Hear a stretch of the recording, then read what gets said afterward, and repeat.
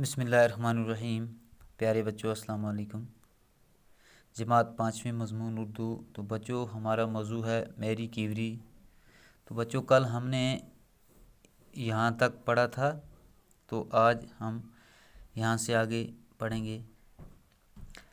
دونوں میاں بیوی کو ان کرنوں کا راز معلوم کرنے کی دھن سوار ہو گئی، یعنی کہ روشنی کی کرنیں جو پھوٹتی ہیں اس وقت تک یہ معلوم نہیں تھا کہ یہ کرنیں کیا ہیں اور ان کا استعمال ہوتا ہے۔ تو دونوں میاں بیوی جو تھے ان کو ان کرنوں کا راز معلوم کرنے کی دھن سوار ہوگی۔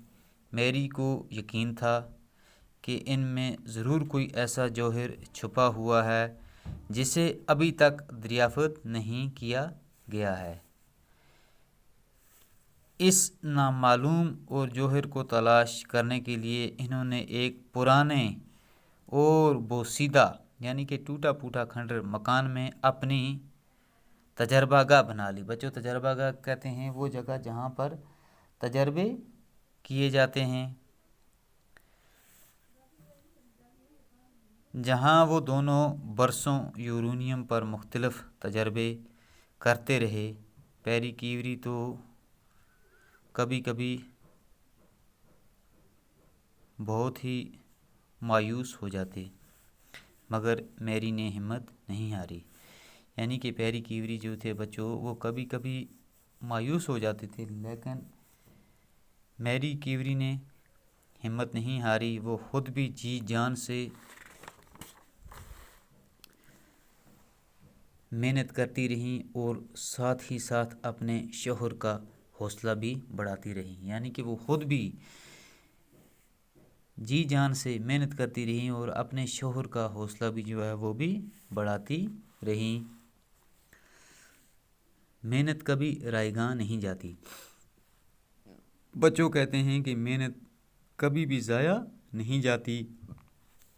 آخر وہ دن آ ہی گیا جب یہ دونوں میاں بیوی اپنے تجربوں میں کامیاب ہو گئے۔ یعنی کہ وہ دن آ گیا جب یہ دونوں میاں بیوی جو ہیں وہ اپنے تجربوں میں کامیاب ہو گئے اور انہیں اپنی محنت کا پھل مل گیا۔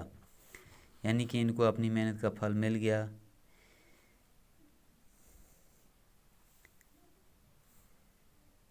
ایک دن دونوں شام کو اپنی تجربہ گاہ سے تھکے ماندے گھر لوٹے،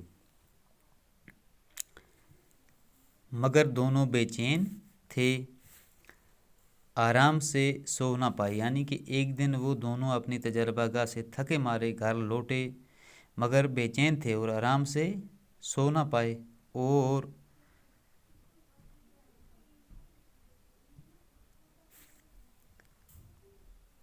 دوبارہ تجربہ گاہ کی طرف چل دیے۔ یعنی کہ وہ دوبارہ اپنے تجربہ گاہ کی طرف چل دیے۔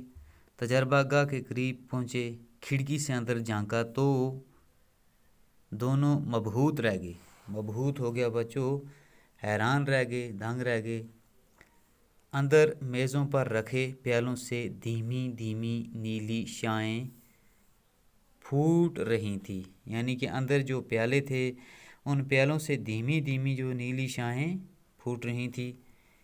ان دونوں کی خوشی کی کوئی انتہا نہ رہی۔ یعنی کہ وہ دونوں بہت خوش ہوئے۔ انہوں نے آخر کار ایک نیا جوہر دریافت کر ہی لیا۔ یہ نیا جوہر ریڈیم تھا۔ ساری دنیا میں اس دریافت کا شہرہ پھیل گیا۔ اگلے ہی برس 1905 میں میری کیوری اور اس کے شوہر پیری کیوری کو طبیعیات میں دنیا کا سب سے بڑا انعام نوبل پرائز دیا گیا۔